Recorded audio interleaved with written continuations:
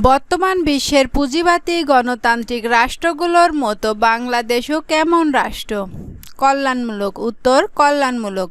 কল্যাণমূলক রাষ্ট্রের জনক বলা হয় কাকে? Lord William Beveridge. উত্তর, লর্ড উইলিয়াম বিভারিজ কল্যাণমূলক রাষ্ট্রের জনক। যে রাষ্ট্রে জনগণের সামাজিক নিরাপত্তার জন্য ব্যাপক ব্যবস্থা গ্রহণ করা হয় তাকে কল্যাণমূলক রাষ্ট্র বলে। সংজ্ঞাটি কার? Jeremy Bentham. উত্তর, জেরেমি বেনথাম। বাংলাদেশের অংশে 1955 থেকে 1956 সালে প্রথম কোন সংস্থার সহযোগিতায় সমাজসেবা কার্যক্রম শুরু হয়?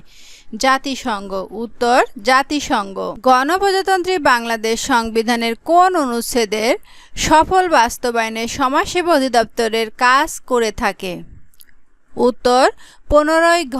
জাতীয় সমাজ কল্যাণ নীতি এর লক্ষ্য উদ্দেশ্য বাস্তবায়নে সমাজসেবা অধিদপ্তরের কাজ করে থাকে তা কবে প্রণীত হয়? 2006 সালে। উত্তর, 2006 সালে।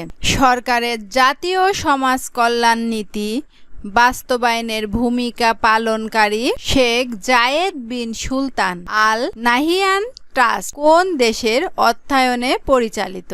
উত্তর, সংযুক্ত আরব আমিরাত। সমাজসেবা অধিদপ্তরের কর্মসূচি প্রকৃতিগত দিক দিয়ে কয় ধরনের কার্যক্রমের মাধ্যমে বাস্তবায়িত হয়? উত্তর, 2 ধরনের।